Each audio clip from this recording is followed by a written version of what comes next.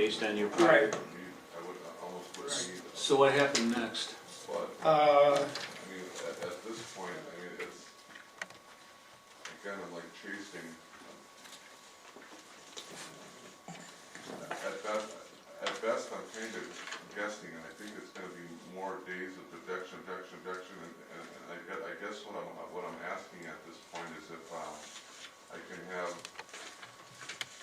Mr. Slosy here just take over, and I ask that because I think, although I could acknowledge that he would also be unprepared, his best guessing is gonna be better than even if I were prepared.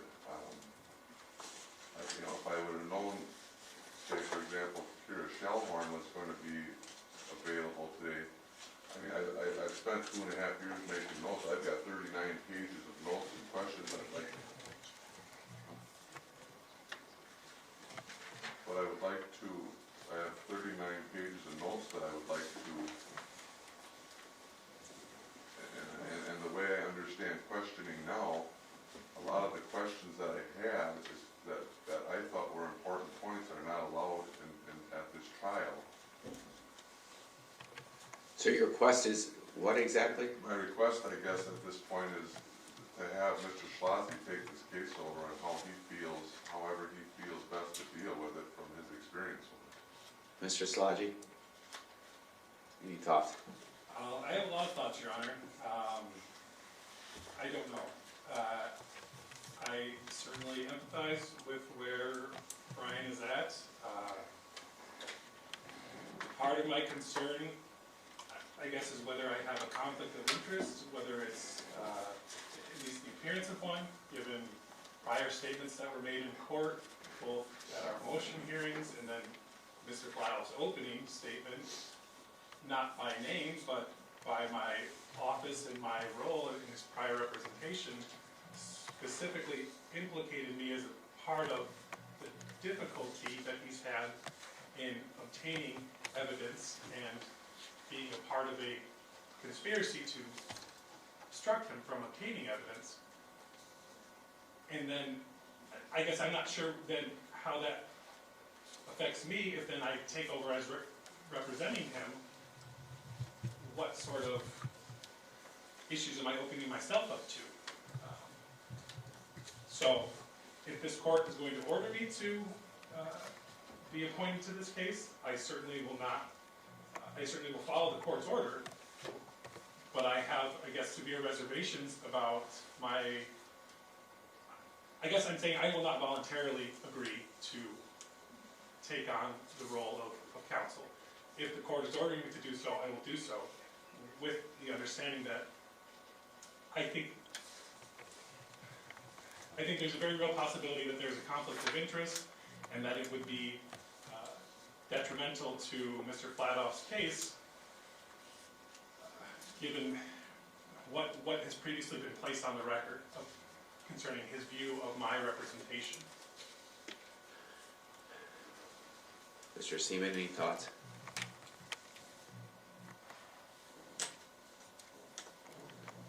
I think as far as the law goes, Judge, the court, I guess a couple thoughts. One, regarding the defendant's complaint, regarding the order of witnesses, the court ordered the defendant, I don't remember how long ago it was, to submit an offer of proof of his witness list, and he flat out refused to do it. And the court gave him another opportunity, I think it was the Friday before the hearings to start, to do it, even though he defied the court's order. And he finally did, so I think the defendant is fortunate that the court granted him an additional opportunity to get some witnesses. And he put himself in this position based on his past denial of the court's order, refusing to comply with the court's order. So that's regarding the witnesses, and now if they're not in the order that he would prefer, that's too bad because he made this happen. They're far more inconvenienced by him with the short notice. Regarding the counsel issue, the court did make a prior finding and held that the defendant has forfeited his right to an attorney based on his conduct. And at that same hearing, the court also went through an extensive colloquy with the defendant. basically did almost everything the court could do to get him to listen to his attorneys and to go along with his attorneys, and listen to their advice, and he refused to do it. And he insisted to represent himself. So here we are in the middle of a trial. As much as I'd like to have Attorney Szilagyi on the case just for efficiency, I think we would all appreciate it. But I guess that's all I'm gonna say. Otherwise, I stay out of these arguments. This is really between the defendant, counsel, and the court. Mr. Flatoff, any last thoughts? Yeah, I guess that is my thoughts, I guess, is efficiency, and to stand here and put this jury through more objection, and I don't remembers, and I don't recalls, and I think the points that I really wanted to make about officers not seeing guns prior to firing on Michael Funk, I think they heard that. I guess we won't know until the verdict, but I mean, it's a couple of the major points that I wanted to consider. I mean, my thoughts are, I mean, I know how to have a conversation with somebody and ask questions and say, here, look at this. Well, that's not, I mean, I've come to see that that's not how court works. I mean, you had, yesterday Mr. Szilagyi gave me a piece of paperwork on how to impeach, like the 3 C's, and confirm and lay the foundation, and then you have to, it's critical that I have to say I'd like to impeach this. And again, I understand his position where it's hard. He's trying to give me lawyer advice on the fly here. I mean, and I understand I'm not a lawyer, but I mean, I've done the best I could do in this case, and I've studied it as best I can, but even with all I've studied in these boxes of notes, I can have 1,000 pages or 1 page. It doesn't matter if I'm not asking the question correctly. It's going to be objected to. It's not going to be. I mean, like I said, at the end of the day, I thought about it. I mean, the second phase of the trial, I think Mr. Szilagyi would be more also. I mean, if he would be more effective at asking the potential witnesses questions regarding that issue, to get that point across, and how to get the copy of my medical records to the district attorney, and I think, to me, the reason I'm asking this is that at this point, the best thing I can do to salvage this case. I mean, All right, so here's what I'm going to do, Mr. Flatoff. Just to make this record, as has been pointed out, all along I've been pointing out to you the challenges of representing yourself, from months and months ago to maybe a year ago, talking about encouraging you to get along with your attorneys, to cooperate with them, pointing out the challenges of doing this, and now here we are in the middle of the trial, and it sounds like you're possibly recognizing that yourself. But even in some of my letters I've been sending you, I've been telling you all along, it's not too late to contact the public defender's office, see if they can get involved, provide some assistance.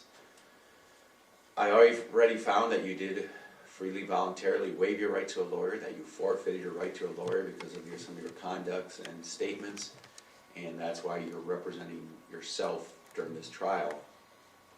I recognized some of the statements that Mr. Szilagyi has made about the conflict and the challenges, and I think he has to look into that issue further. The other issue I have, before I would just order Mr. Szilagyi to be your attorney again, is I don't even know if I can do that. I'm at the public defender's office.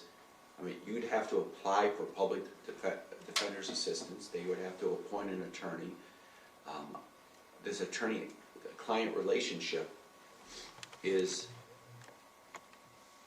a special relationship, and a lot comes with that relationship, including trust, including an ethical obligation for Mr. Szilagyi to do things in a certain manner. And so for me to all of a sudden put him back on this case in the middle of this trial, where he had minimal say as to what happened up to this point, and then expect him to live up to his ethical obligations as an attorney, is really asking a lot of him and of the attorney-client relationship. And so the bottom line is, the answer to your question is, I'm not sure how to proceed. So what I'm gonna do is this, we're gonna get through our witnesses this morning, how many you have. We're gonna break early for lunch and let Mr. Szilagyi investigate, research this issue with his office. I mean, so I guess we need to be clear, are you making a formal request of the Public Defender's Office for their representation from this point forward? Yes, Your Honor. Mr. Szilagyi, do you know the mechanism? If that is the case, does he have to fill out the form? Does he have to make an application? Well, yes, I mean, there are certainly, there's standard procedures and there's procedures that, there's ways that we can accomplish things. If the court is ordering the Public Defender's Office to appoint counsel, I guess that's what I would request acknowledgement of. Is the court ordering the Public Defender's Office to appoint counsel? I'd like to be heard before the court makes such an order. Okay. And so, that's step one, and then your office would react to that, is what you're saying, or Correct, look and into I that? think it would largely be a similar analysis as was presented in Devin Lee's motion to the court concerning the court ordering the Public Defender's Office to appoint attorneys. But I have to say, to be honest, this is not an issue that I know offhand specifically how to proceed, but my understanding of our office policies, and I believe the intention of our trial division director is that if the court ordered our office to appoint an attorney, that we would do so to the best of our ability. I don't know exactly how that would look or what manner that would take shape. If the court is specifically ordering me to be appointed as counsel, I think that may be a different issue as well, at least somewhat different, although a lot of the same considerations. Mr. Seaman? If the court was gonna order, I guess my position, when I stated it to the court, was concerning Mr. Szilagyi. But if it would be the court to order the public defenders to begin the whole process, I believe they would find a conflict with Mr. Szilagyi based on statements the defendant made. And to start over with the Public Defender's Office appointing an 11th attorney, I think we can just all agree, there's no way any attorney will be able to walk into this trial at this point. And there's other concerns. I was thinking as during the colloquy the court was just having with Attorney Szilagyi, there's a number of victims considerations here. Prior to coming over this morning, Thea Callahan called and asked to be advised when the jury gets the case for deliberations. I got a call this morning from Vance Dalton. There's a lot of people that were impacted, officers and otherwise, and the prospect of actually releasing this jury and adjourning the matter for a period of time for another attorney to come on board after there's been a finding that the defendant has forfeited his rights to an attorney, after he has been unequivocally advised of the perils his conduct was putting him in with his refusal to listen to the court and to listen to his counsel, and firing 7 out of the 10 attorneys or whatever it was. Now to put the victims and the witnesses through this would be the first time I think I can state with confidence I've ever objected to a defendant requesting counsel, just because of the history of this case and the impact this would have on the victims in the case primarily. My case in chief is in evidence. It really would not impact me so much, but the impacts on the community, I think, would be very devastating. Mr. Szilagyi, I'm just thinking out loud. I mean, you really haven't taken a position, because I understand it's a gray area and it's one that we have not seen. I can't imagine if I order your office to appoint another attorney, where they'd ever find anybody to do this. I mean, as Mr. Flatoff recognized, in all these other cases, when new attorneys get appointed, they want adjournments for 6 to 9 months to prepare for this case.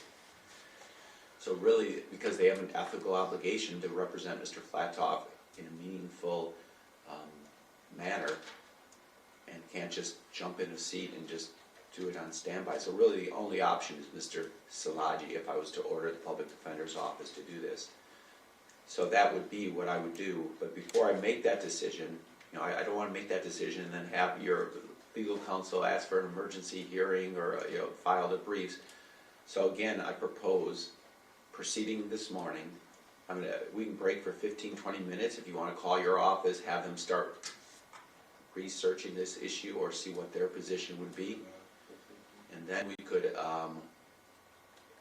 either take this up right after lunch, and if your legal counsel wanted to appear by telephone, they're allowed to do that. Or if they want to brief it, and then I can make a final decision after the lunch hour. How does that sound, Mr. Szilagyi? That's fine, Your Honor, and I guess to advise the court, I suppose, yes, I don't know specifically, I don't know that I specifically have a position other than I have concern about a potential conflict of interest, and therefore, if I would not act unless the court ordered it.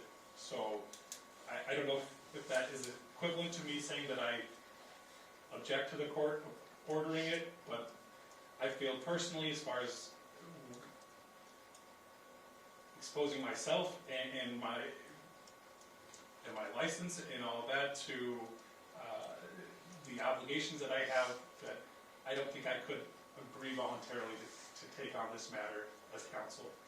I believe there are additional protections that would be afforded to me if I were ordered to do so by the court, which is why I would not do so voluntarily. Okay, so again, this is a new area for all of us, so before I would do that, I'm gonna give you and or your office a chance to weigh in. So do you want 5 to 10 minutes to make some calls, let them look into it? If I could, Your Honor. All right. Your Honor, if I may, before we Yes. take that break, just so Attorney Szilagyi knows what he's asking for, because if I heard the defendant correctly, I got the impression that he was asking for him for phase 2. And if that's the case, is he planning on putting any more evidence on in his case in chief in phase 1? I believe the defendant made a statement, I got the points in, I think I'm gonna get in on cross, so just, I guess, so there's some clarification here of how he wants to proceed and with Mr. Szilagyi.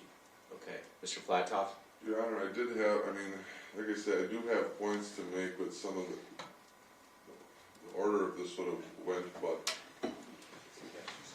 yes, I would have still more evidence in phase 1. Okay. All right, let's take a 5 to 10 minute recess. Mr. Szilagyi, let us know when you're ready, and then again, we'll take care of this issue right after lunch. You may be seated. Okay, Mr. Flatoff, you can call your witness. Your Honor, I call Special Agent Stephen Lewis from the Department of Justice. Agent Lewis, if you take the stand over here, and then raise your right hand.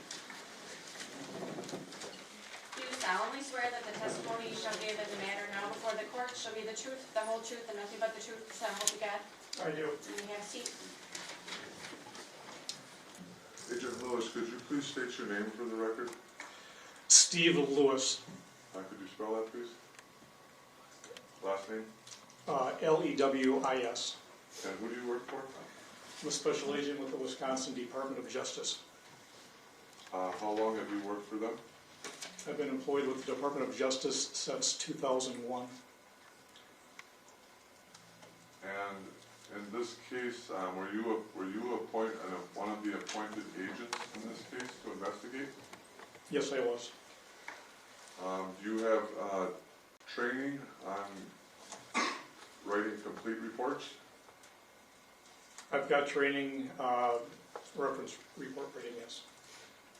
Would you say your reports that you had wrote in your investigation are complete? Yes, And they would contain all relevant information? yes. Did you do the interview, And you interviewed, did you do the interview for Deputy Kyle Schoonover? Yes, I did. In your interview, does it account for Deputy Schoonover leaving the crime scene with his squad car video? Can you be more specific?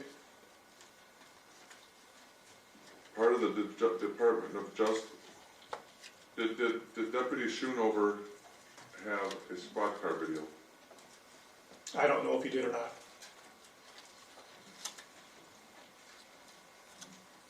If Deputy Schoonover had a squad car video that was related to the crime scene, would that be relevant information that should be in the report? Objection calls for speculation. Witness already testified he doesn't know if he had a video or not. Sustained. Did you show Deputy Schoonover any videos prior to his interview? I did not. Did you have any, as they state in other statements, draft statements? I'm sorry. When you took Deputy Schoonover's interview, did you allow him to make a draft statement? I'm not sure what you mean. Did you allow any changes to Deputy Schoonover's statement? Objection relevance.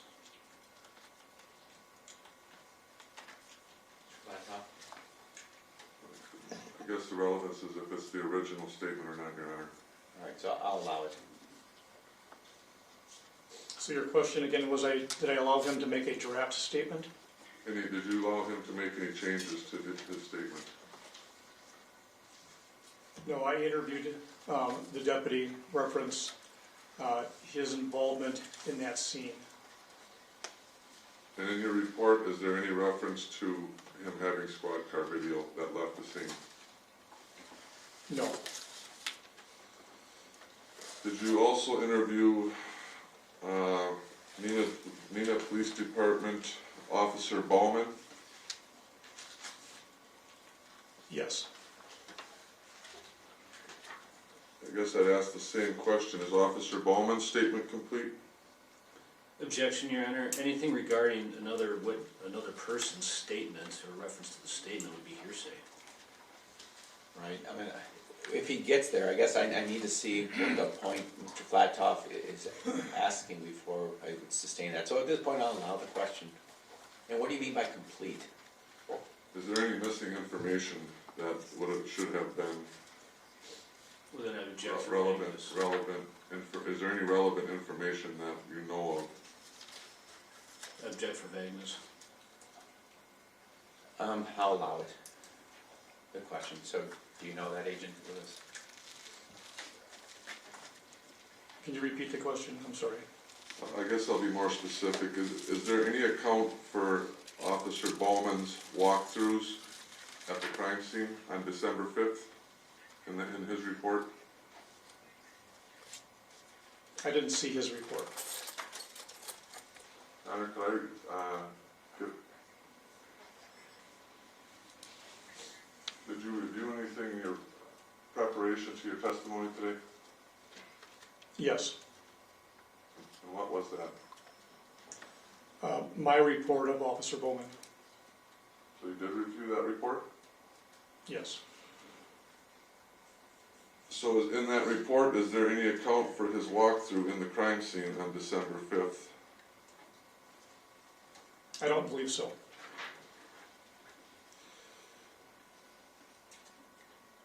Is there any reason that he should have been in that crime scene on December 5th at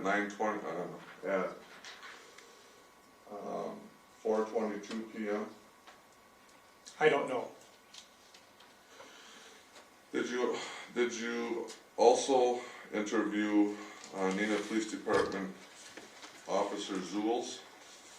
Yes, I did. Did you have a chance to review your report that you wrote on Officer Zules? Yes, I did. Did you show any of these three officers' videos before their statements? No. Were any of these interviews recorded? No. Did Officer Zules inform you of any conversations between himself and Officer Ross at the crime scene? Objection, hearsay. Sustained. Are you aware of any, did you by chance view Officer Ross's body camera? I did not. Are you aware of any conversations between Officer Zules, Hoffer, or Ross? I don't recall any specific conversations they had. In my report, I'd have to review exactly what was in that report as far as your question. Specifically that Officer Zules instruct Officer Hoffer that Objection, hearsay. did Officer Zules tell you? Just a minute, let me rule on that. So you're gonna ask this investigator what one other officer heard from another officer? Well, if this officer was told, if Officer Zules was told by Officer Hoffer, or if Officer Zules told Officer Hoffer to leave the crime scene. All right, so I'm gonna sustain that objection. That's hearsay and double hearsay, actually. Did Officer Zules at any point express any concern to you about comments? Objection, leading. It's another way to try to bring in a hearsay is what he's gonna attempt to say. All right, Mr. Flatoff, it looks like you're leading up to hearsay, and before that statement gets into the jury, I need to caution you that you can only ask non-leading questions. I have no further questions, Your Honor. Mr. Seaman? Nothing, Your Honor. Okay, thank you. You may step down. Your next witness, Mr. Flatoff? And I would call Special Agent Dunlap. Your Honor, the witness wants to know if he can be excused from defense subpoena. Any objections, Mr. Flatoff? No, Your Honor. You're excused, thank you. Agent Dunlap, before you come forward, are you making a request regarding the camera? No, it doesn't matter, sir. Okay. All right, you may step forward. And take the stand and raise your right hand. Do you solemnly swear that the testimony you shall give in the matter now before the court shall be the truth, the whole truth, and nothing but the truth, so help you God? I do. Can I have a seat? Agent Dunlap, could you state your name and spell your last name for the record, please? My name is Brad Dunlap, D-U-N-L-A-P. And who do you work for? I work for the Wisconsin Department of Justice, Division of Criminal Investigation. And do you have training in writing complete reports? I do. Are your reports complete? Yes, they are. And they would have all relevant information in them? Yes, they would. Was part of one of your duties recovery and examination of officer duty weapons? Yes. Did you recover the weapon from Neenah Police Department Officer Sean O'Bray? No. Do you know if Officer Sean O'Bray was part of the entry team? I do not know if he was or was not. Did you at one point after this event go to, what did you do after this event, I guess? What was your first assignment? Could you clarify the event, please? On December 5th, 2015, I would say after, what time did you arrive at the crime scene? My first arrival at the crime scene was not until later that day. My first duty was to report to the hospital at Theta Clark. And what did you do at the hospital? At the hospital, I met with Officer Hoffer and Officer Strabel, and it was at that point that I recovered Officer Hoffer's rifle and Officer Hoffer's handgun. Was Officer Hoffer's helmet actually at the hospital too? It was, but I did not recover that until later in the day. Is there a reason why you didn't do that? No reason. Did you recover Officer Hoffer's, one of his magazines also? Yes, I believe there were two that I denoted in the report that I recovered. Now, if you're talking about the rifle magazines versus the handgun magazines, I believe I only recovered one of the handgun magazines, which was the one that was actually in his weapon. The rifle magazines, I believe there were two rifle magazines that I recovered from him. And where was the one rifle magazine that you recovered from him at the hospital, the location? One was in the rifle, and the second one was in Officer Strabel's vehicle, I believe, because that's who he rode over to the hospital with. Did he tell you why it was in his vehicle? Objection, calls for hearsay. Sustained. Did you also interview Vicky Strebel? I did not know. Was she with Officer Hoffer at the hospital? That is correct, yes. Did she have Officer Hoffer's helmet? When I first saw the helmet, it was actually in the hospital room with Officer Hoffer. I believe Vicky Strabel had possession of it at that time, but it was in the room, in the ER room, with the two of them. And at the Neenah Police Department, who had possession of Officer Hoffer's helmet? Officer Strabel. Did Officer Hoffer have any body camera? I do not know. Did you ask him if he wore a body camera? I did not know. Would that have been relevant information? To me, no, because my duty was to collect the weapons. Then you collected Officer Hoffer's ear protection? I didn't collect it. I removed it from the helmet and returned it to Lieutenant First. I had photographed the helmet prior to removing the ear protection. The ear protection is a fairly expensive piece of equipment and did not appear to be damaged in any way. So it was removed from the helmet before I took custody of the helmet and returned those ear protection that ear protection to Lieutenant First. Does Lieutenant First work for the Department of Justice? No, he works for the Neenah Police Department. Do you know who collected all the officers' body cameras? I do not know.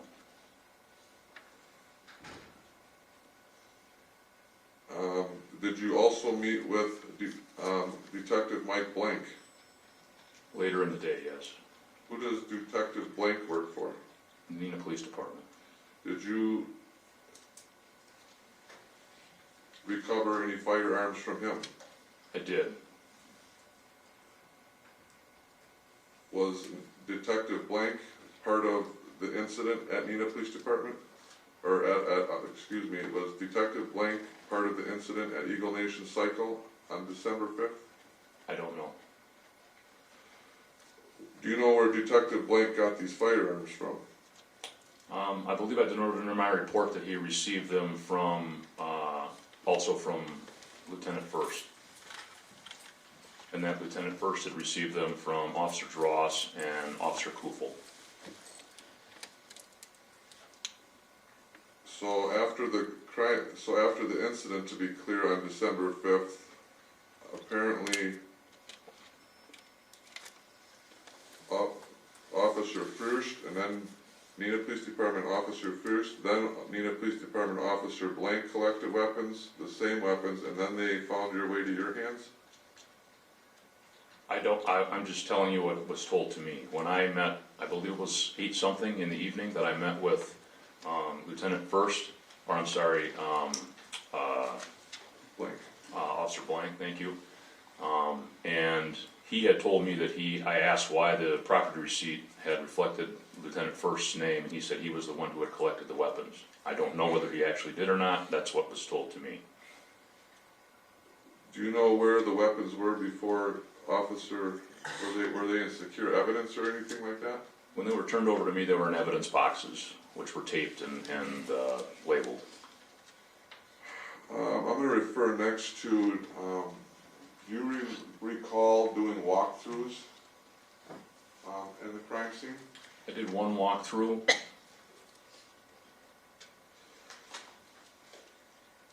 One or three?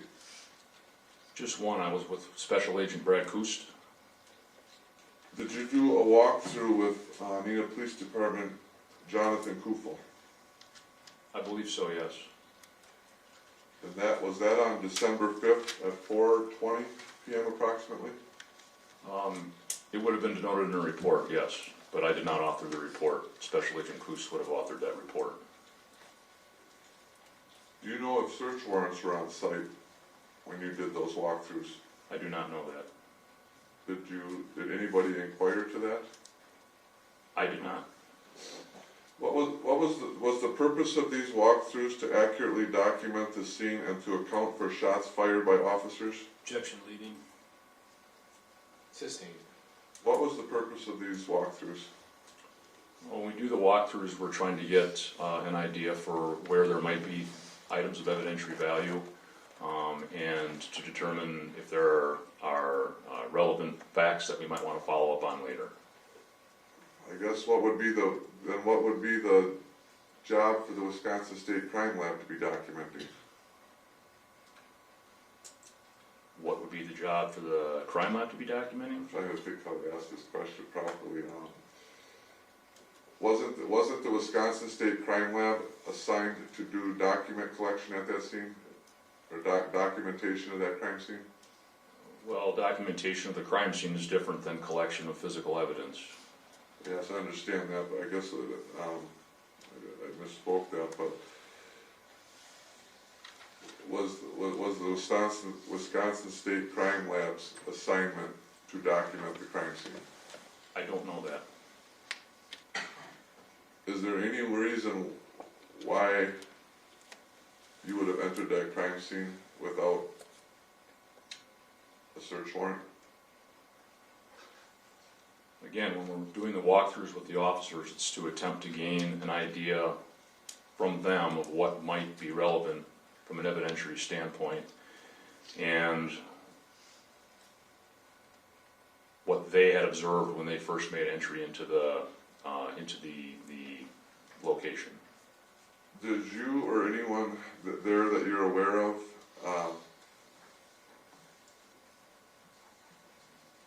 tamper with the surveillance system? Or do anything touch the surveillance system in any way? I did not. Part of this walkthroughs that we're talking about, was there a Wisconsin Professional Police Association Attorney Palick with you Objection relevance. Relevance. to establish everybody that was there, Your Honor? So I'll allow it. Yes, there was another individual present. I do not know his name. Was there an individual named Gary Westbrook, or a handler? Yes, Your Honor, I object to this whole line of questioning. What's the relevance of the walkthrough? Mr. Flatoff. The relevance, Your Honor, I guess would be 1, 2, 3, 4, 5, 6. The relevance, Your Honor, I guess would be there would be 7 Nina Police Department officers walking through the crime scene without a search warrant, and the video evidence of that walkthrough is deleted. All right, and so you've established that there's been this walkthrough, and so that's been established by a couple of witnesses, and so I'm going to sustain the objection because you've established that point already and ask that you move on. Were you part of the 2012 drug raid on Eagle Nation Cycle? Objection relevance. Irrelevant, improper character. I think this has already been ruled on. I'll sustain the objection. Did you have any other prior involvement with Eagle Nation Cycle? Objection relevance. Prior, inconsistent, or inadmissible other acts as well as what it calls for. I'll sustain the objection on relevance. If we want to take that up off the record outside the jury, we can do that at a later point, but at this point there seems to be no relevance to that, Mr. Flatoff. Did you ever do any other investigations with anybody else that you're aware of involved in this situation? Objection, overly vague. So you're asking, did he do any other investigations with any officers that involved with this case? Officers or persons? That is rather vague, Mr. Flatoff. Could you be more specific? Did you ever do any other interviews regarding this crime scene? On December 5th, On any day? regarding this crime scene, no. Regarding this location? Objection. It's the same question he's trying to ask for other prior dates. Yeah, that's sustained.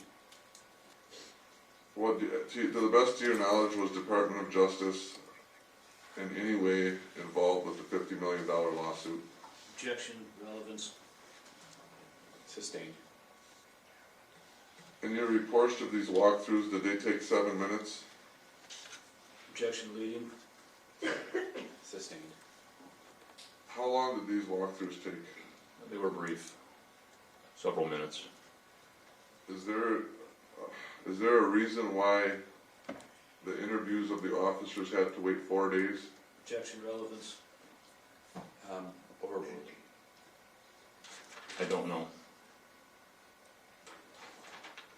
And in contrast, I guess as the second part, and in contrast that these walkthroughs had to take place immediately after they were ordered to leave the crime scene? I'm sorry, could you restate that? Do you think that your walkthroughs could have interfered potentially with the Wisconsin State Crime Lab's job to document the crime scene? I don't believe so, no. But you were in the crime scene, is it true that you were in the crime scene before the Wisconsin Crime Lab was?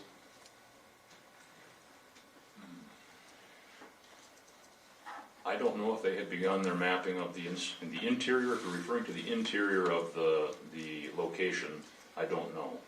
Most of our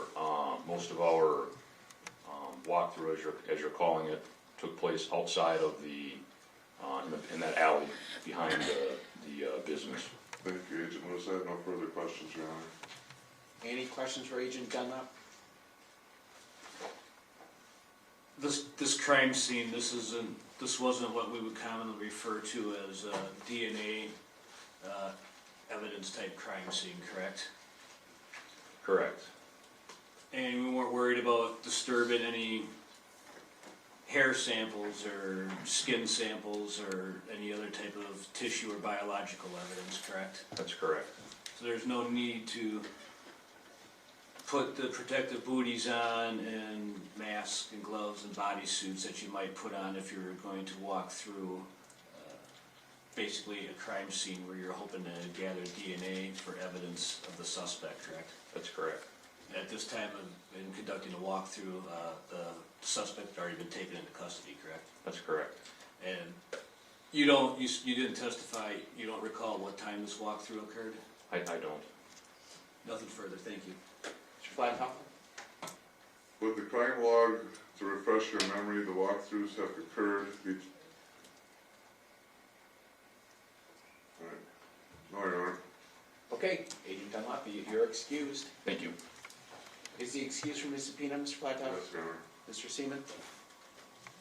No objection. All right, you are. Thank you.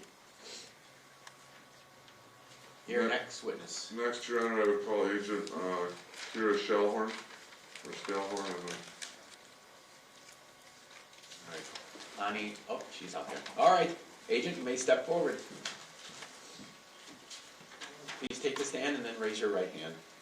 Do you solemnly swear that the testimony you shall give in the matter now before the court shall be the truth, the whole truth, and nothing but the truth, so help you God? I do. You may have a seat. Could you please state your name for the record and spell your last name, please? Yes, my name is Kira Shalhoub. It's Kyraschallhorn. Thank you, Ms. Shalhoub. In this case that we're talking about today, were you assigned to do this, or who do you work for? I work for the Wisconsin Department of Justice, Division of Criminal Investigation, And how long have you worked for them? 24 years. And did you receive any training on writing reports? I have received training on writing reports. And in your training, are you trained to write complete reports? Yes. to include all relevant information? Yes. Why were you assigned this investigation? Well, my role as a special agent with DCI, I work in our major crimes area, and our role is to conduct criminal investigations throughout the state, including homicides, other major crimes, officer-involved deaths. I'm one of the agents in the Appleton office that is assigned to that area. And I guess where I was going with that was, why were you assigned this? You were assigned this case because it was an officer-involved death? Yeah, that's part of the reason why I was assigned it. Is there another reason why you were assigned this case?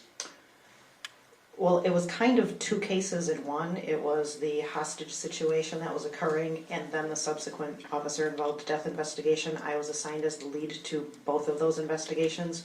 We decided that we needed to do it, to work both of those investigations together, and I was assigned as the lead to both of those investigations. And is that in accordance to Wisconsin law on officer-involved death shootings, like 17547? I'm familiar with that law.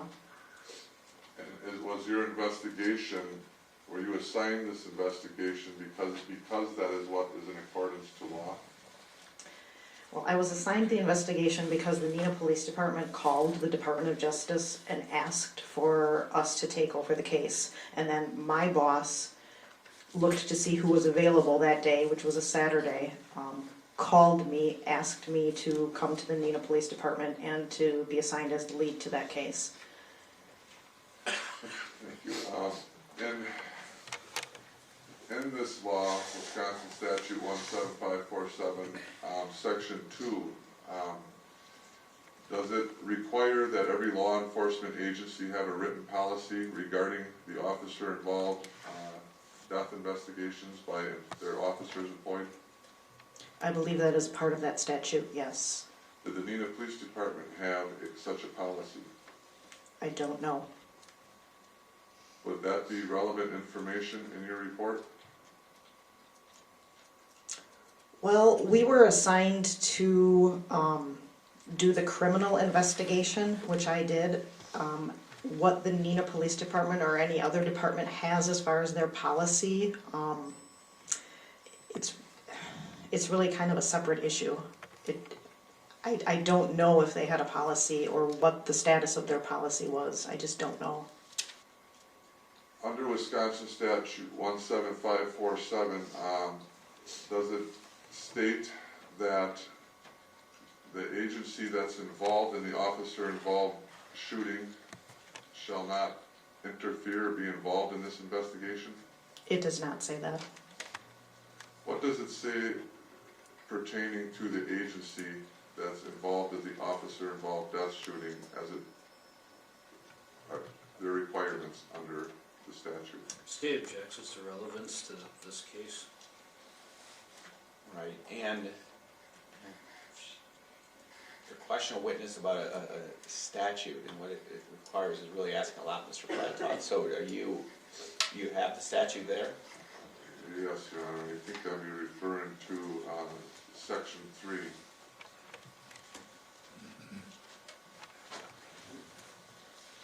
Does Neenah Police Department Officer Strebel work for the Department of Justice? No.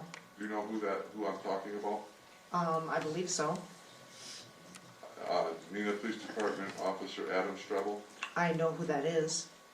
Did you order him to go into that crime scene on December 5th at 9:20? I didn't order him to do that, no. Would your reports, would your reports state that you did? I guess I didn't order anybody to do anything. I was the lead investigator in the case, and I know that Officer Strebel helped in certain areas, technical areas that we needed his help. I don't know who requested his help and how that was, but I certainly didn't order him to go into the crime scene. specifically did you order him to go on that crime scene and retrieve that shop surveillance system? This objection asked and answered. Sustained. At any point did you order Officer Strebel or any Police Department officers to not enter the crime scene? Objection asked and answered as to whether she ordered these people to do anything. Overruled, you can answer your question. Again, I didn't order anybody to do anything. I was not at the crime scene at the time. I was at the Neenah Police Department helping to coordinate the case and our response to it. I was not making orders of people to enter or leave the crime scene. Are you aware of Neenah Police Department Officer Adam Strebel entering the crime scene? I know that certain pieces of electronic evidence were gotten from the crime scene from him, so I'm assuming that he was there. I was not there to see him go in there, but I know that he did retrieve some items of evidentiary, of electronic evidence And for us. would one of them items be the surveillance system from inside the crime scene? From inside the Eagle Nation shop? Yes, I believe so. And would another one of them items be Squad Car 1 video? Yes, I believe so. At one point in your reports, were you advised that there were issues with Squad Car 1 video? Objection calls for hearsay. Overruled. You can answer. I know that there was a lot of electronic evidence in this case from different squad cars and different body cameras.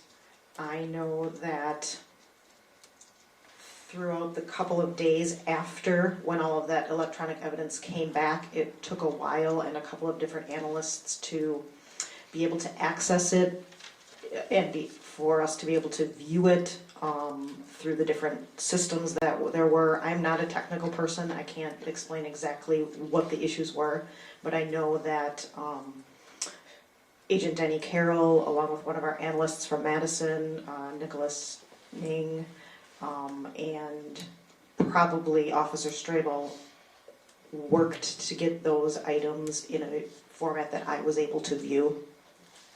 Did you ever witness those three officers working together on either converting or editing that video? No, I didn't. I was in the Neenah Police Department in the area where Agent Carroll and the analyst Ing were working. I never saw the three of them working together on those items. Did you write any reports on Neenah Police Department Adam Strebel's involvement in this case? No, I don't believe I did. Would Neenah Police Department Adam Strebel's involvement in this case be relevant information?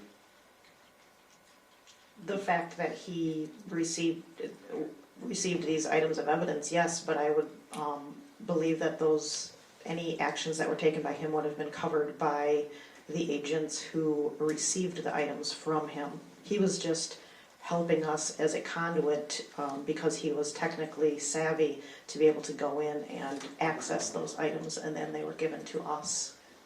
Do you know if Neenah Police Department Adam Strebel is a computer forensic expert? I don't know. When Neenah Police Department Adam Strebel received that shop surveillance system on December 5th at 9:20, did he return to the Neenah Police Department and give it to you?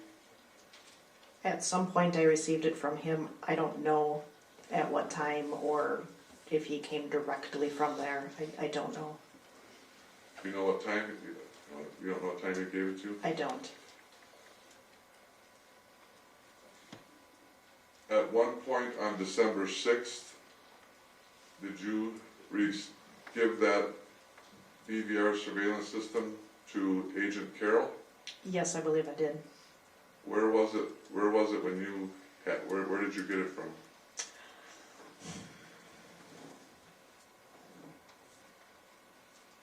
I'm not 100% positive. There was a lot of stuff going on in the first days of that investigation. To the best of my knowledge, I would have locked it in the trunk of my squad car. Speak to how we handle video evidence in cases in general, and each case is different as to what happens with it. We currently have an analyst that is called out to every officer-involved death in the state that was not hired at the time of this incident. We handle video differently now in some aspects than we did then. That's where my next question was going to go. Since that date, have you changed your policy on showing officers videos prior to their statements? Objection, relevance. What's the relevance, Mr. Flatoff? To the reason, my next question after that would be the reason to why did you change that policy? All right, I'll allow the question. There's a place that provides training to law enforcement called the Force Science Institute that I have been to training through, and several of our agents have been through training, and they provide what is best practices and procedures in investigating officer-involved deaths. And that's based on their research and current trends and things. And over the years, sometimes we change our policies and procedures, our protocols for the way we do things based on what that training offers as best protocol. Do you recall who else was in the interviews between Officer Ross, Hoffer, and Kufel? Uniformly through all three? I do know who was in the interviews of all of them. Who was that? So it was, Objection, Your Honor, the relevance of any of this. I'll allow it. Go ahead. so it was me, the second lead agent, Special Agent Lisa Wilson, the officer who we were interviewing, an officer who was allowed to be in there as what we would kind of refer to as their buddy officer, in an officer-involved death investigations. They had an attorney from the Wisconsin Professional Police Association, the WPPA, Roger Palick, and Roger had another colleague of his from the WPPA named Gary Wisbrocker, I believe. And do you know what Gary, Westbrocker, do you know what his colleague, what his job description is? I don't remember specifically. I think his title may have been business agent or something like that. Would it have been handler? I don't believe so. In any of your reports, do you recall Gary Westbrocker being referred to as the handler? Objection, Your Honor, relevance. I mean, this is getting into the officer-involved shooting investigation, Your Honor. The state maintains this whole line of questioning as irrelevant. All right.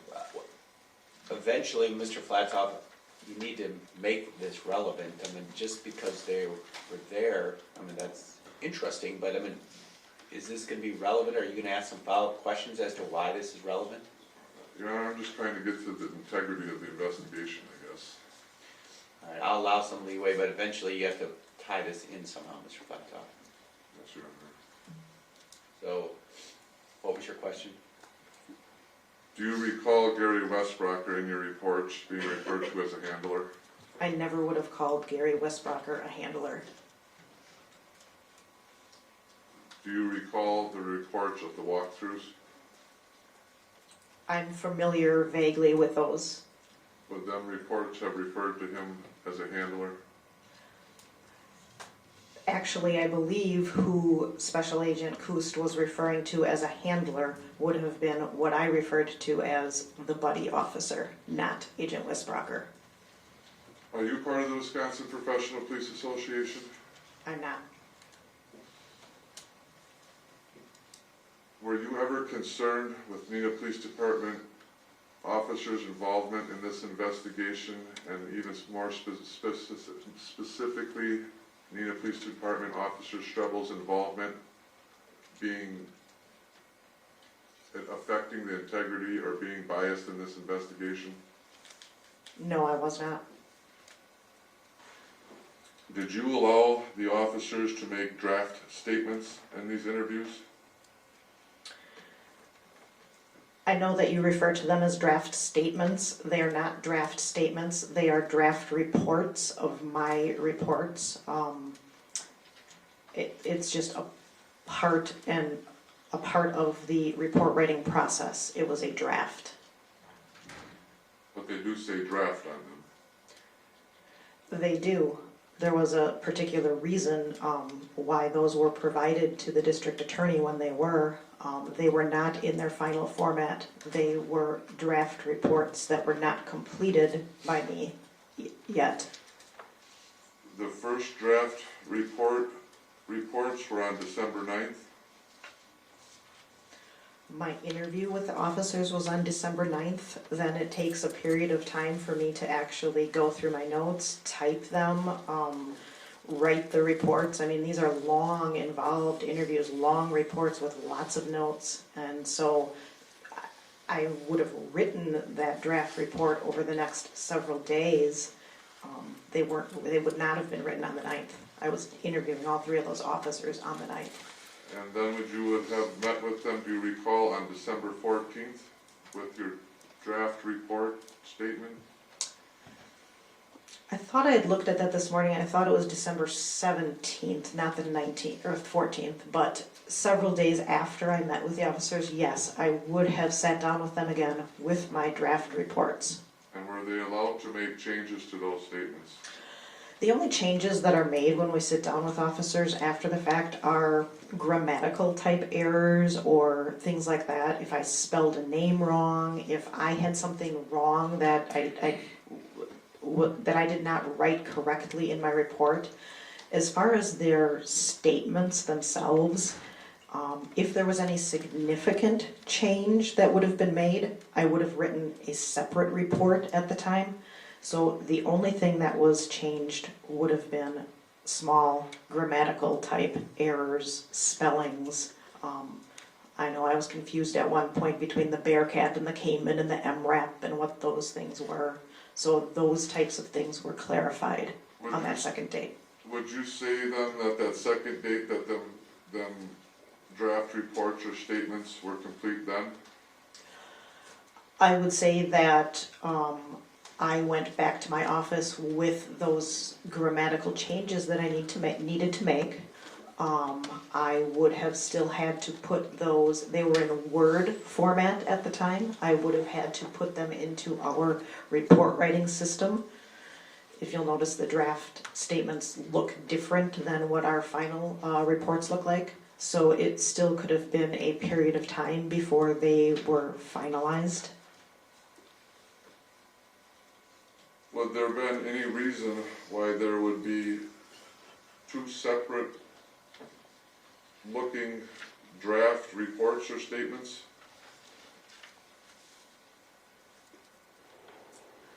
I don't know. I had provided the Word documents in draft form to the district attorney's office before I met with those officers a second time in order for the district attorney's office to use information in them in the criminal complaint in this matter. That's why they received the draft reports before they were completely finalized. Do you recall the date you gave the district attorney's office those draft reports? Your Honor, I'm objecting as to the relevance of this. Mr. Flatoff? Your Honor, I guess where I'm going is I have a draft report dated January 7, 2016 from the district attorney's office to the public defenders assigned to my case at the time. And I guess is what I'm questioning is there's 3 dates that the interviews took place on December 9th, and there's another interview on December 17th where they allegedly make minor changes, whatever you want to call them. And then, I don't know if that's the official report, but if it is, there's a January 7th date that the district attorney's office had. I'm just kind of curious how long it took you to get the reports done. When were the reports finished? I mean, All right, so I'll allow that question. Well, as I said, this was a major case and there was a lot of things going on. I had a lot of duties to do, and I don't know how long it took me to finalize those reports. We met with the officers on the 9th. That was long, involved interviews. We met again with them briefly on the 17th to make some changes, and then I had to finalize those reports, my typing of them, my putting them into our ACES report writing system, and then they had to go to my supervisor to approve. I don't know when they were approved. Is the final date on your, I guess the approved date on the cover page is the January 7th, 2016, do you recall? I don't know.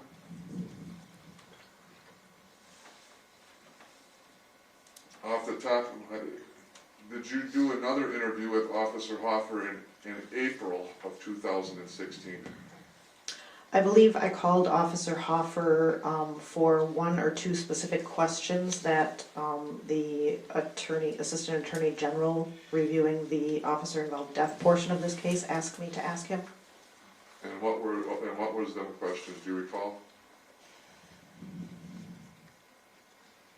I don't recall specifically what they were. I recall that there were a couple of questions she wanted me to specifically ask him that I had not asked in the original interview, but without reading that today, I don't remember what they were. Would one of them have been if he had known Michael Funk?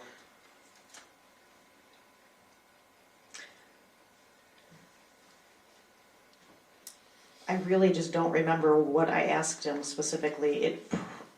It probably was about his knowledge of Michael Funk, not previous knowledge of him, but whether or not he knew it was Michael Funk at the time of the incident. Would one of the questions have been if he had identified Michael Funk at any time during the crime scene, during the incident? It may have been. Do you recall what his answer is? Objection, calls for hearsay. Sustained. Do you recall Officer Hoffer ever mentioning to you? Objection, question is going to call for hearsay, leading as well. Withdrawn, Your Honor. Is there any mention in your statement, your interview with Officer Hoffer, his prior involvement with Eagle Nation Cycle? Yes, that's a standard question that we ask officers, what their history is with the people or places that where the officer-involved death occurred. Do you recall what Officer Hoffer's previous statement, or what his statement is on this previous involvement? Objection, it calls for hearsay. Sustained. Do you recall what is in your statement about Officer Hoffer's prior involvement? Objection, irrelevant statement is hearsay in itself. Sustained. Did Officer Hoffer mention any police assassination or hit on police officers? Objection, calls for hearsay. This entire line of question is leading and irrelevant. I'd ask the court to stop it. Sustained as to hearsay. Mr. Flatoff, you need to move on. Did you at any point review Officer Ross's body camera? Yes, I did. Did you ever, are you aware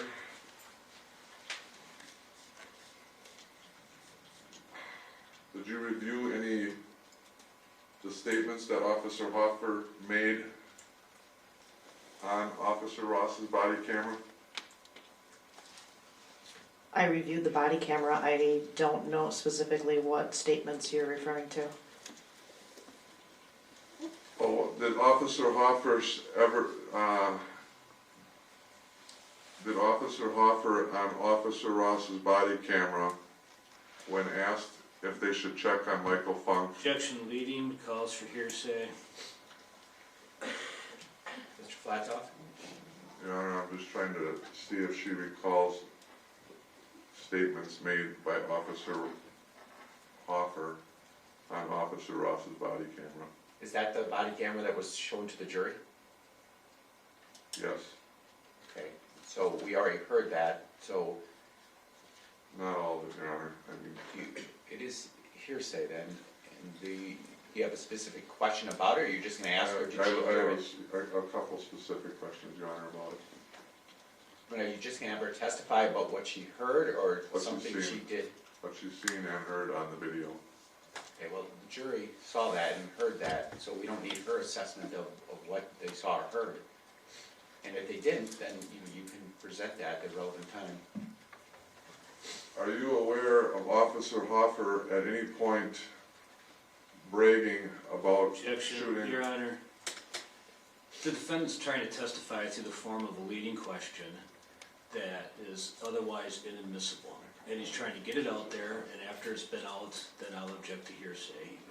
This is an end run by the defendant to put a red herring in front of the jury on irrelevant information, hearsay information. All right, I'm gonna sustain the objection, if we can take that issue up also outside the presence of the jury. In reviewing Officer Hoffer's body camera, is there anything that you've seen Officer Hoffer say that you would, at a minimum, equate to bad taste? Objection, relevance. Sustained.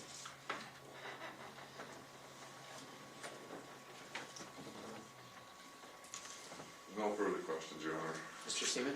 Thank you. Agent Slahorn, did you have an opportunity to review camera 6 from the inside of Eagle Nation surveillance system? I did, And that's the one that you testified about that had all the relevant information, correct? yes. And how many hours did you watch it? It was on a 24-hour loop, correct? I don't know. There was a lot of video. Did you have an opportunity to see, it's already of record, that at approximately 4:30 p.m., the video skips, or approximately 4 p.m., it skips for like an hour and a half till like 5:30. Are you aware of that? I was not aware of that. So you'd have no knowledge why camera 6 surveillance video, approximately 7 hours after the defendant shot at the police, approximately 3 hours after he was taken into custody, for some reason does an hour and a half skip. No, I don't know why. Now, the video wasn't allowed to run indefinitely before officers collected it. I mean, at some point you had to shut it off and take it, correct? Correct. Is there any reason why, do you know, that you just didn't shut the video off and take it at 1 o'clock after the defendant surrendered? I think it was just allowed to run until we got into the place, had a search warrant and had assessed what was there. We probably didn't even know it was there and running until a certain point. So eventually you waited till you did get a search warrant to go in and take it then? Yes. And so then whenever you were able to get to it throughout the dynamics of this investigation, it was shut off and taken? Yes.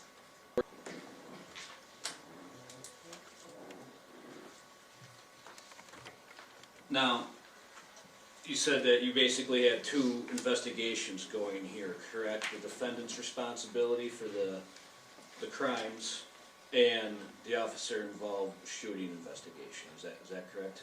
Yes, that's correct. And would it be fair to say that the walkthrough with the officers regarding the officer was more relevant towards the officer-involved shooting portion of the investigation? Yes, definitely. And you provided these draft reports that the defendant's been questioning you so much about to the district attorney's office at my request, correct? I did. And you weren't aware at the time that I had an open file policy that I turned everything over to the defense, whether you like it or not, essentially, correct? No, I didn't. I was surprised that they were given as drafts. You know now everything gets turned over from my office. Yes. No further questions, thank you. Mr. Flatoff? Yes, Your Honor. Did you also release the guns in this case, the Mena Police Department officer guns and weapons that were collected?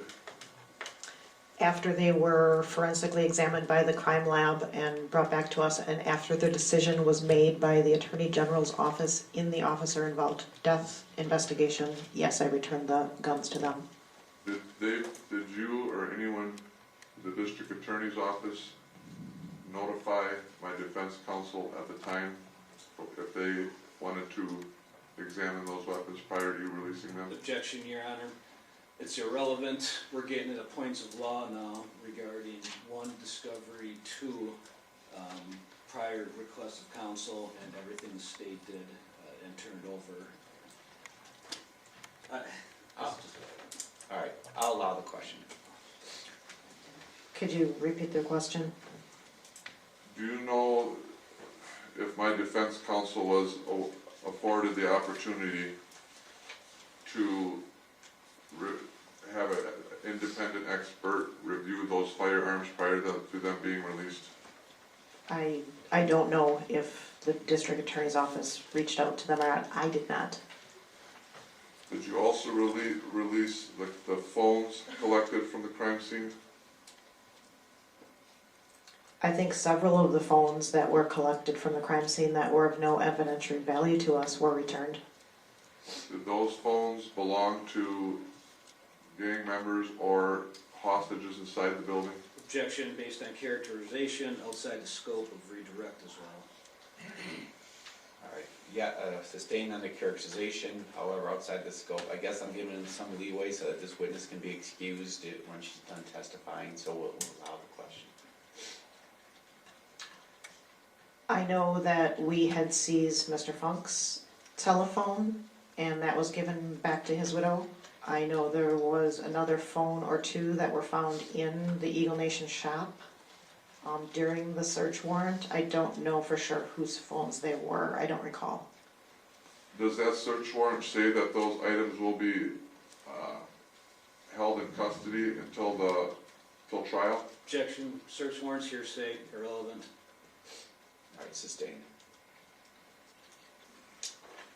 At one point in May of 2016, did the Department of Justice release 111 videos in a 1,488-page Department of Justice report? Objection, relevance.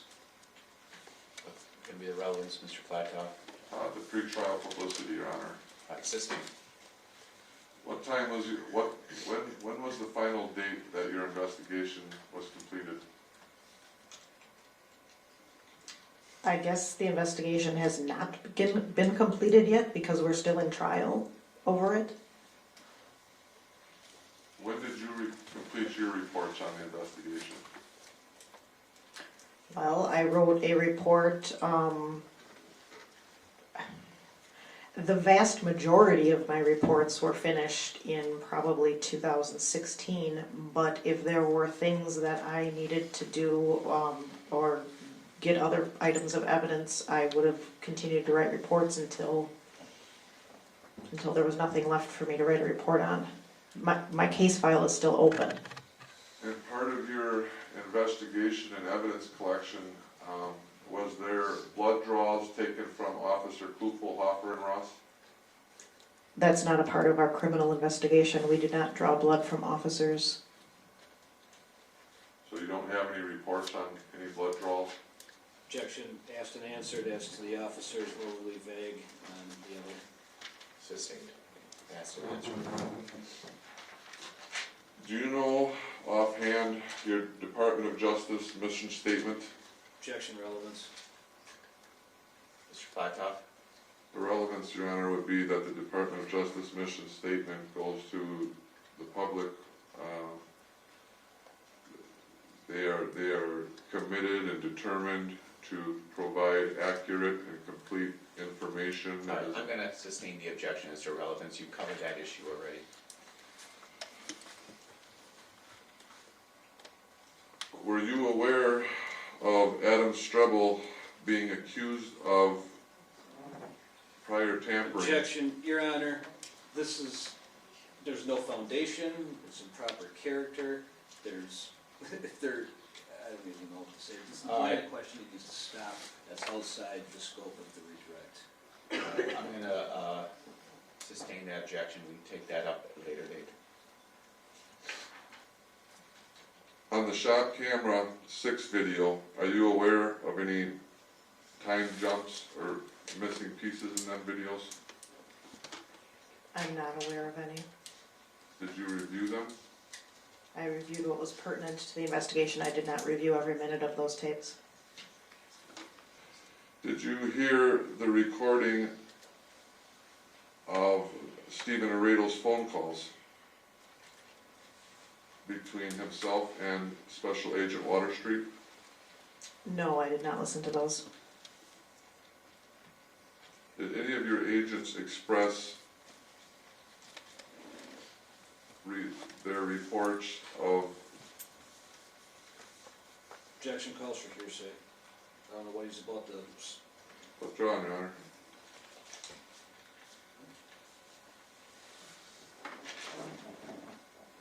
I guess, Your Honor, I'm gonna have no further questions at this time for this witness. I'll reserve the right to recall her until we can sort out what I can ask and what I can't. Mr. Seaman? I just have a redirect. Now, regarding the firearms that was just testified about. Objection, Your Honor. I don't know why he's allowed to ask about them. I mean, he said that I couldn't ask about firearms, so. Well, I haven't heard the question, so Mr. Seaman. You were just allowed to be asked a question regarding the return of the firearms that were sent to the crime lab, correct? Yes, And when you send those firearms down to the crime lab, that's actually how you preserve that evidence, correct?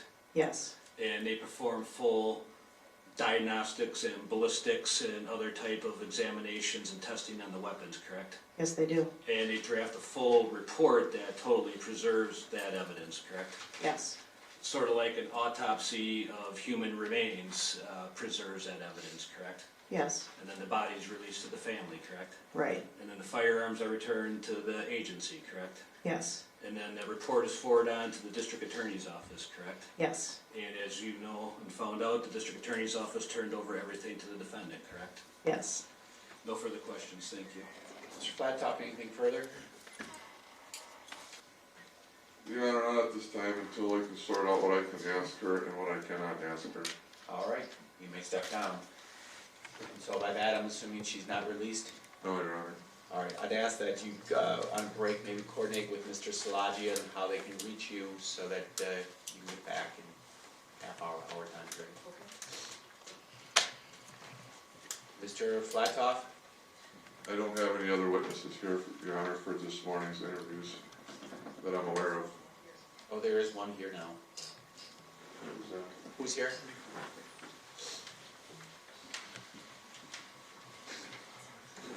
Guess I'll ask the jury, are we okay to continue on since we started late? Does anyone need it? I'll keep going. Yeah. My understanding that Jake Foster's special agent is here and would make a similar request to the court regarding filming of this image.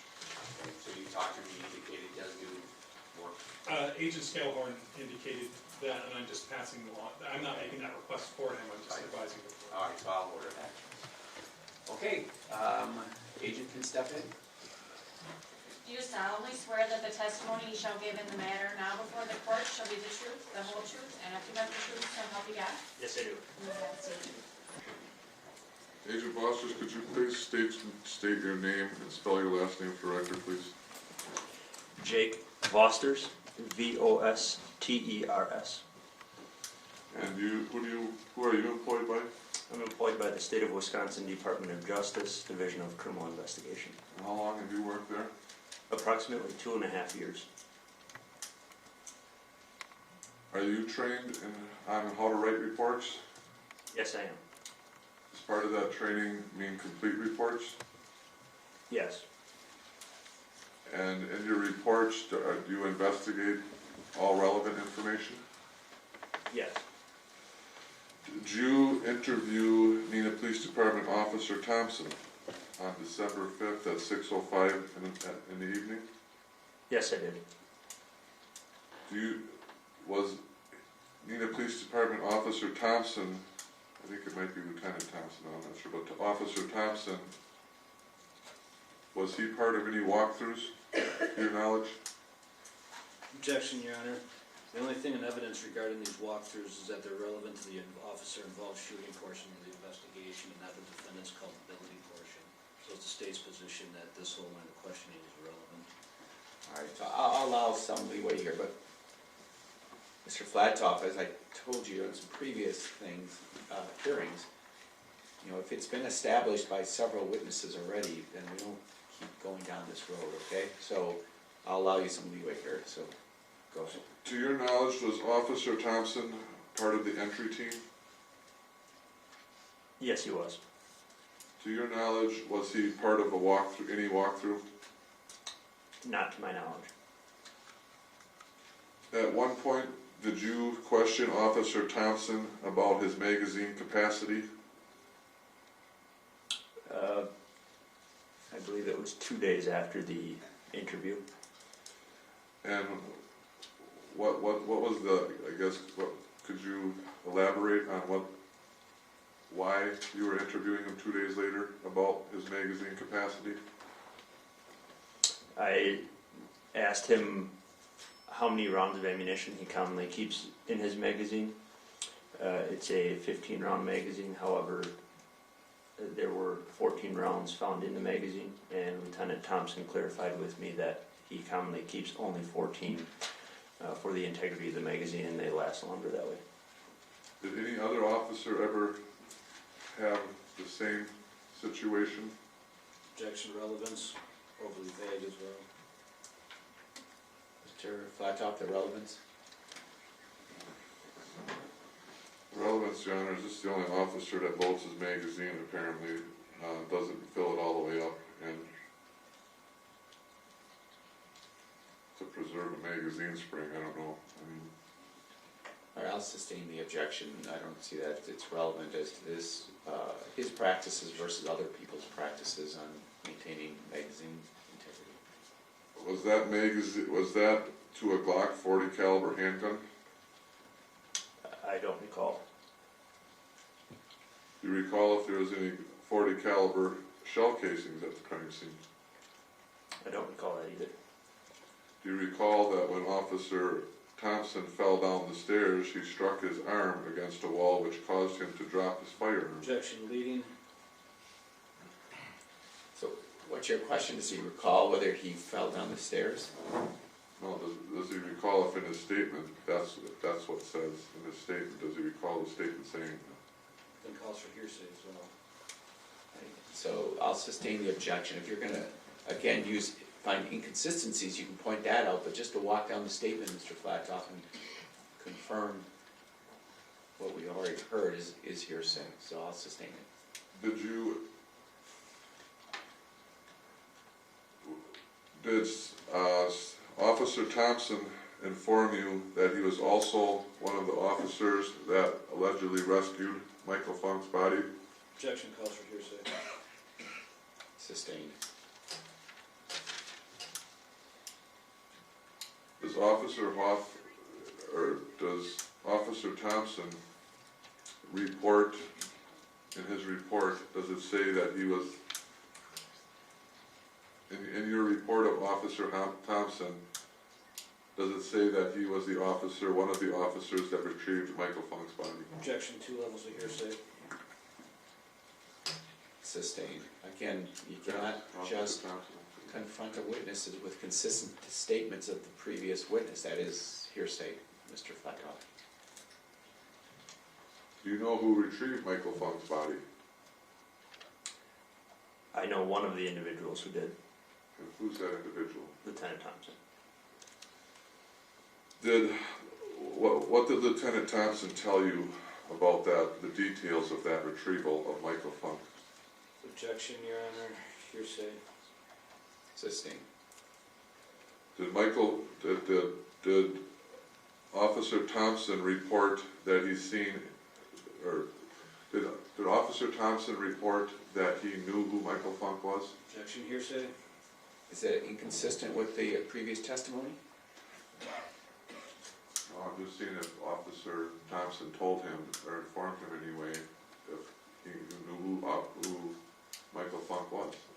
Okay, so then you said, no, it's not inconsistent, so then this is hearsay. Again, if you're calling this witness up to confront him with an inconsistent statement of a statement that he took, then that would be relevant and appropriate, and maybe an exception to the hearsay rule. But if you're just calling him up here to confirm a statement that he took that's consistent, then that's hearsay, Mr. Flatoff, and we can't just walk down a statement confirming what's already been testified to.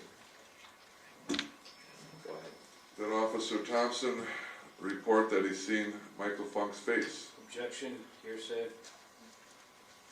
Withdrawn, Your Honor. Did Officer Thompson, was he wearing a body cam that day? I do not believe so. Did you question him regarding this? I did not. Would that have been relevant information? Objection, cause for speculation. Overruled. It could have been. Did you do any gunpowder residue test on Officer Thompson? I did not. Was Officer Thompson's gun tested at the Wisconsin State Crime Lab ballistics? I do not know. Do you know if his gun was released before any of the others? I do not know. Did you show Officer Thompson any videos prior to his interview? I did not. Did you do any draft statements on Officer Thompson? Objection, relevance. Withdrawn, Your Honor. Did you allow Officer Thompson to make any changes to his statement? Objection, relevance. I'll allow it. I did not. Did Officer Thompson report any prior involvement with Eagle Nation Cycle? Objection, irrelevant, hearsay. Sustained on both counts.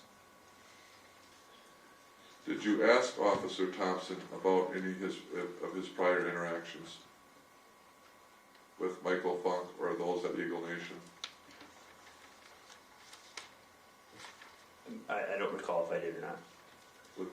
Would Officer Thompson's prior interactions with Eagle Nation or Michael Funk be relevant? Objection, speculation, lack of foundation. Really a legal conclusion, so I'm going to sustain the objection. Did Officer Thompson ever express to you any heightened sense of awareness? Same objection, Your Honor. I'll allow this. Did Officer Thompson express to you any reason he would have a heightened sense of awareness when dealing with the individuals from this crime scene or the location? I'm not sure I understand your question. Did he express to you any opinions or any? That's the way I have to ask you the question. Did he express to you any heightened sense of awareness or concern about how he been dealing with people at this location? Objection, Your Honor. Hearsay, improper character, other acts, irrelevant. I guess I would ask, is it inconsistent with, did you ask the officer this, and do you expect an inconsistent statement? I'll withdraw the question. I have no further questions. Mr. Seaman? No, sir. Okay, officer, you may step down.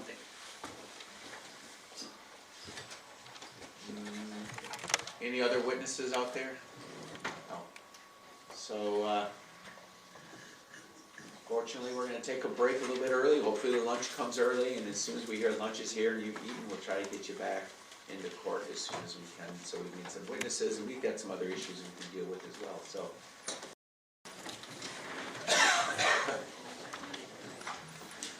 All right, so a couple issues I want to take up outside the presence of the jury is, and Mr. Siemens indicated he thinks I've ruled on this. I may have, I just don't, we've done a lot of pretrial motion hearings, I just don't recall, but, you know, the burden, Mr. Flatoff, is on you to show to this court the relevancy, and some of the statutes require that if you're gonna get into character evidence or prior bad acts. I mean, you have to have pre-approval from the court.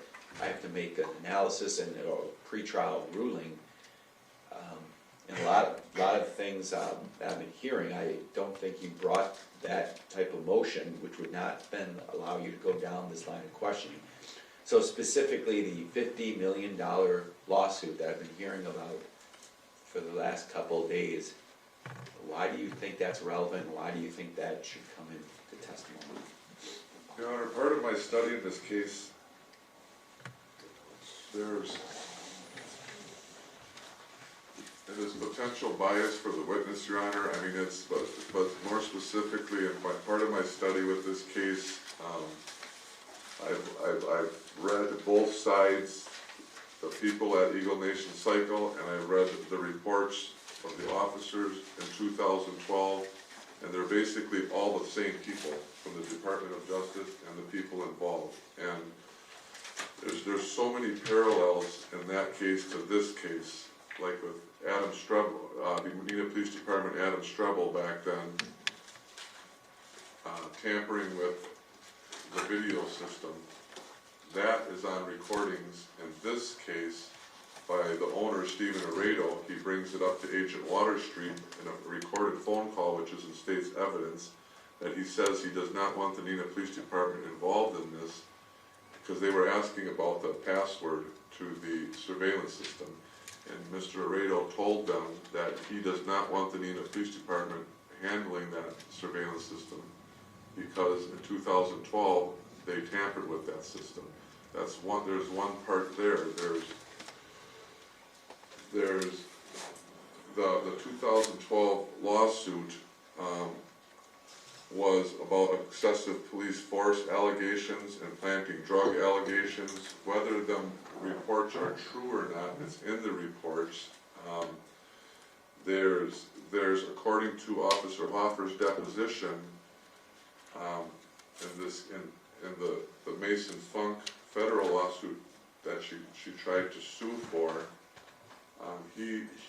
Hoffer reports that there was an undercover investigation by the FBI, the ATF, the Department of Justice, for an alleged a police assassination plot, for example. The history that goes on between these, and officers, or the District Attorney Seaman is also involved in other legal matters revolving around the individuals at Eagle Nation Cycle. So it's kind of like everybody here has something going on together, and there's a long history of it. And in my opinion, they all know each other. And in fact, Officer Hoffer says it's well known in his deposition that, say, Michael Funk was an active gang member of Hell's Lovers Motorcycle Club. There's also, I have reports that go, I believe it's June 5th of 2016. These officers, there's other connections with Lake Winnebago Area Meg Unit, which Officer Hoffer and some of these Department of Justice officials or agents also work for the Lake Winnebago Area Meg Unit. And part of these allegations in 2012 were for heroin distribution rings. I have also paperwork by Lake Winnebago Area Med Unit officers from out of Gainey County that refer to the Hell's Lovers Motorcycle Club methamphetamine drug distribution going on. And again, I don't know whether these are, that this gang's actually doing this or not. I'm not accusing it. I'm just saying I have reports going on about this.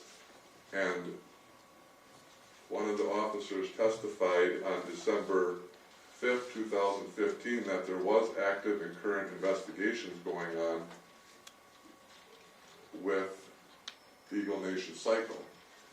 Now, I'm not allowed to ask about prior criminal acts or anything, but again, all of these officers and agents are investigating the same gang saying one thing, and Stephen Rado saying other things like you need to quit watching Sons of Anarchy.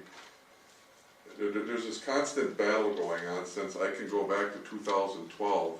I've got all of the I've got all of the reports going back from 2012 to the rulings, the court rulings, and it's just, All right, look, all the players know each other, I guess is my point. And when they stand here and say they didn't identify Michael Funk and they played I don't know and I don't recall game, there's reports that says the Winnebago County Sheriff's Department also circulated pictures of Michael Funk, Stephen Aredo, and me. And them are the people that retrieved Michael Funk's body out of that alley, and they want to stand here and say that they didn't. And he was shot at 9:45 and 39 seconds, something like that. And they want to say he wasn't identified till 1:25, which is 4.5 or 4 hours later. It just, to me, the totality of what I know about this case, I'm trying to, I can explain it, but it's hard to break it down into questions per individual. You know, I guess that's where I'm struggling with. I'm not intentionally trying to make Mr. Seaman say object. I mean, I'm getting so tired of that word object. I think it's my new favorite word I hate. But, All right, let me hear Mr. Seaman's response to that. Mr. Seaman? Your Honor, this just needs to come to an end if we're ever going to try this case. The court ruled back on January 7th, 2018. I believe it would be reflected in the court's files, 2018. It should be reflected in the minutes, or the notes, but I believe the ruling was the defendant cannot present evidence or attack the Department of Justice, Chapter 175, findings or investigation. The court stated, I remember, that we're not going to have a trial within a trial, and the court also, I believe, ordered that the defendant cannot go into the civil lawsuit, again, for the same reasons. We can't have a trial within a trial.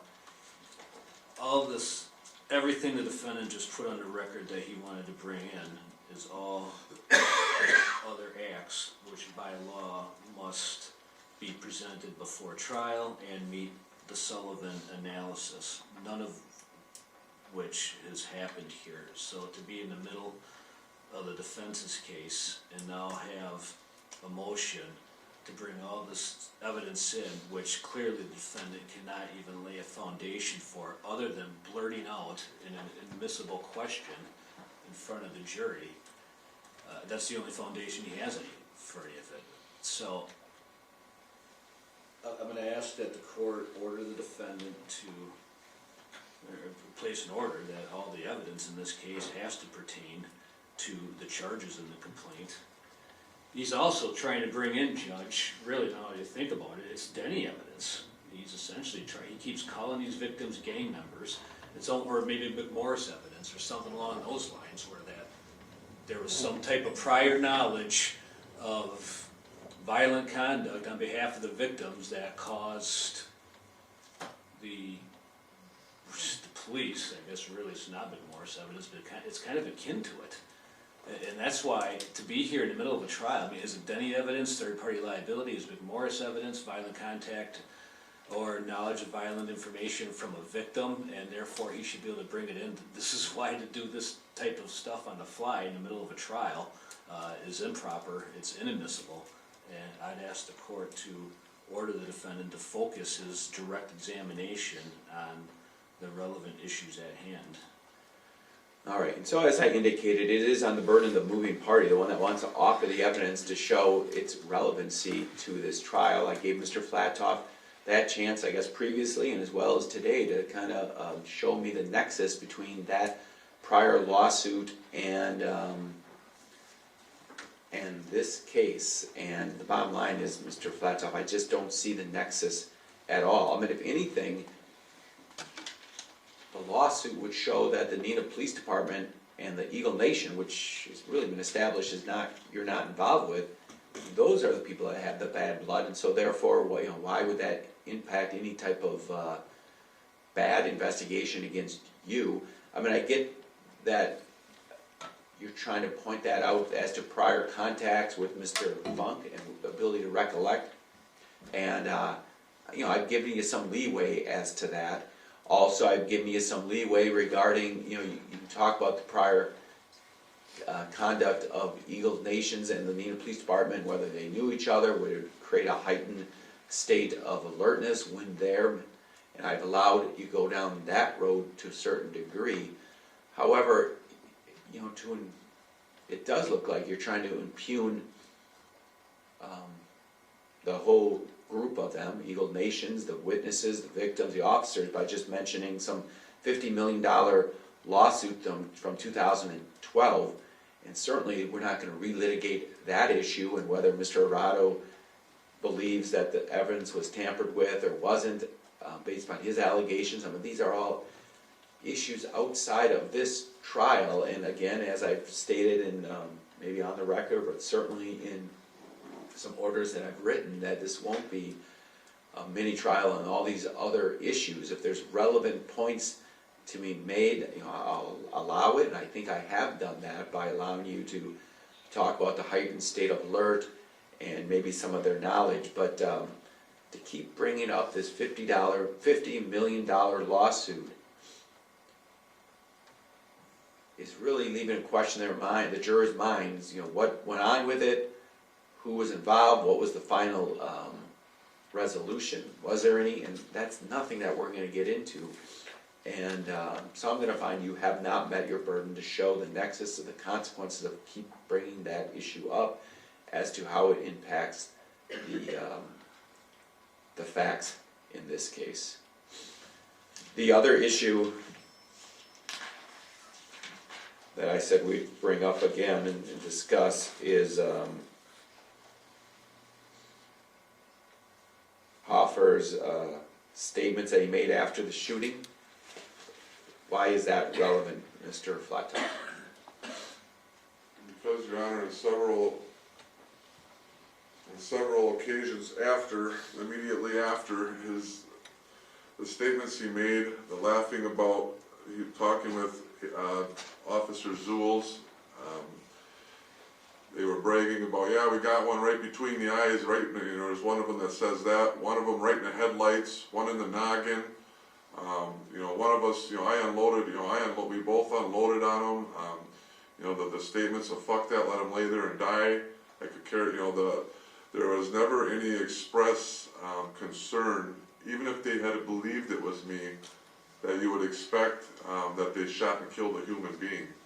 The fact that they shot him 19 times, I feel, I mean, in the back, that was somehow an accident. I mean, in my younger years, I hunt deer and small game, and I mean, I guess I was brought up, you only need to take one bullet deer hunting. I mean, it's to stand there and shoot somebody 19 times like an assassination squad. It shows, I mean, and Officer Hoffer is also on body camera prior to shooting Michael Funk. It was 17 or 30 seconds. He was saying he's fucking clubs. And after he said that, it was like 17 seconds later, he came around that corner, he targeted Funk, and he unloaded on him. I mean, Mr. Funk was wearing an Eagle Nation shirt that,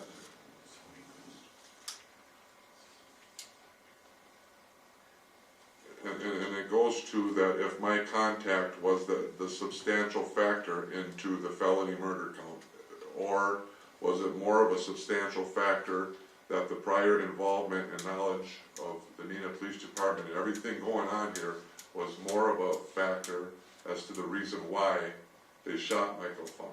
I mean, when I go a little bit further, like I say, I mean, every other individual that came out of that building were immediately given commands by the other officers when Officer Hoffer, who knew Michael Funk well, and according to his deposition, IDs him as a well-known gang member. I mean, I'm not just making this stuff up, this is in reports that apparently aren't evidence. I mean, I'm not trying to have a trial within a trial to say that the Neenah Police Department is wrong or they're wrong. I don't know who's wrong. I mean, it is my opinion that, you know, I would have, after reading these reports, I could see where the people at Eagle Nation say they're making all this up, you know, the Department of Justice, Neenah Police Department.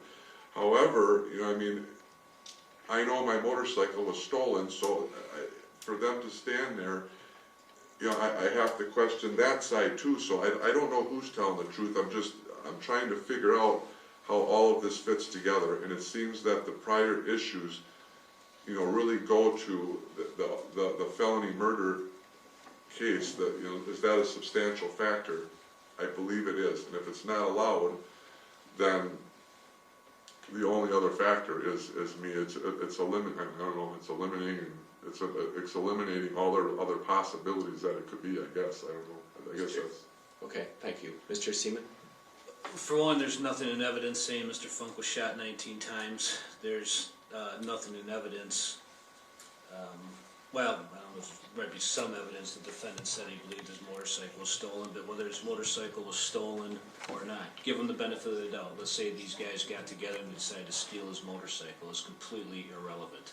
It does not go towards any type of legal justification for the defendant doing what he did. So that whole line of questioning, anything going around the motorcycle being stolen is irrelevant, and any type of extrinsic impeachment with any type of extrinsic evidence would be inadmissible.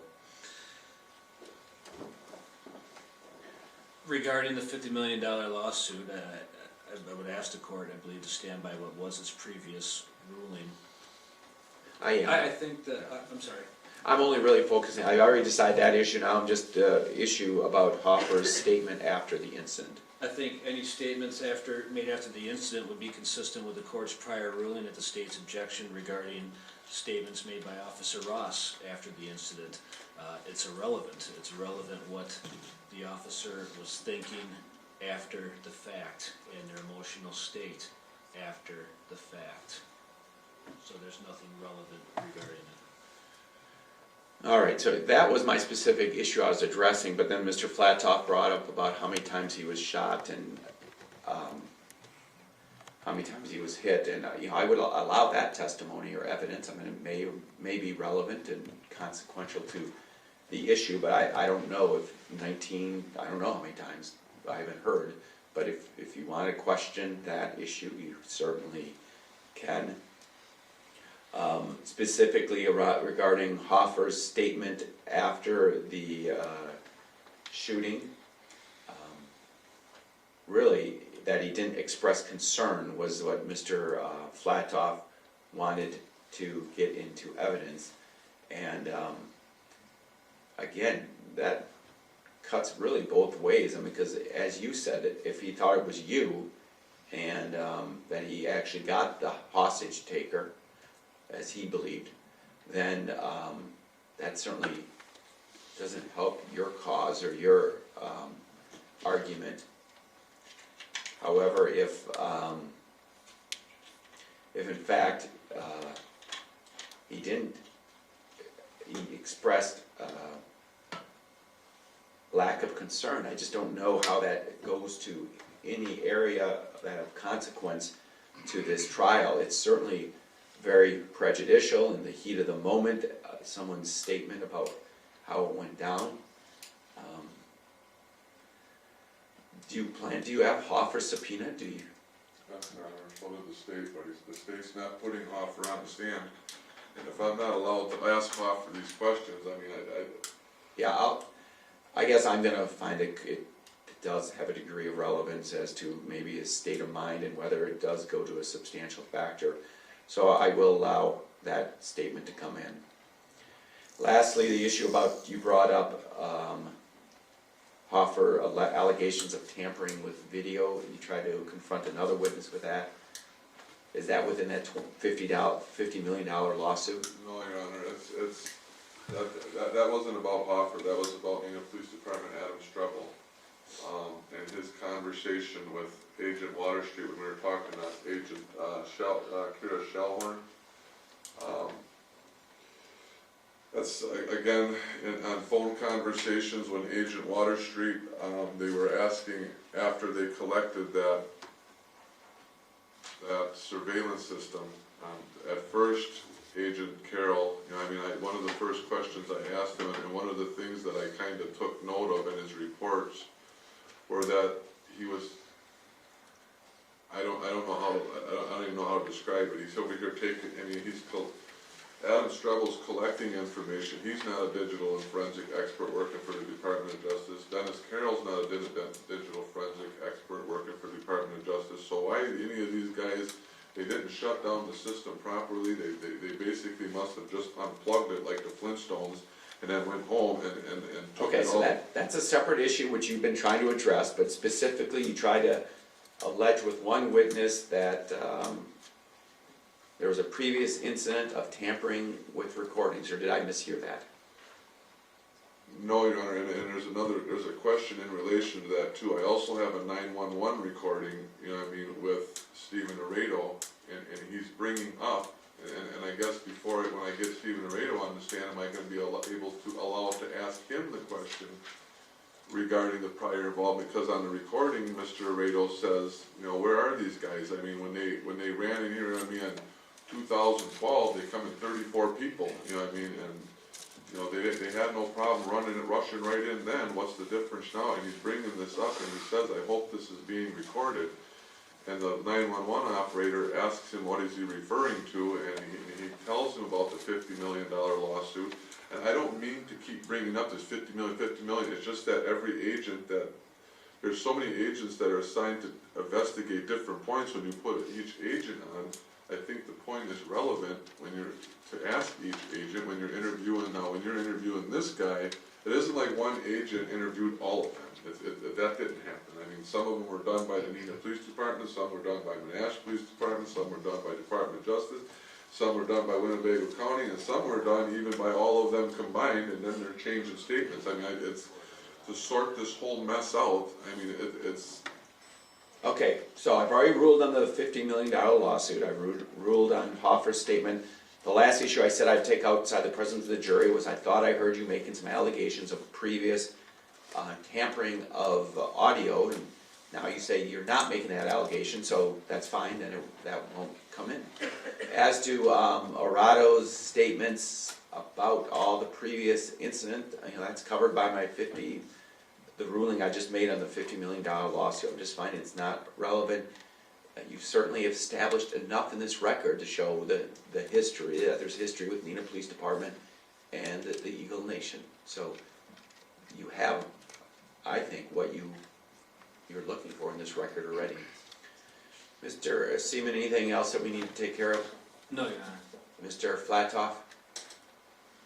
No, Your Honor, not that I can think of right now.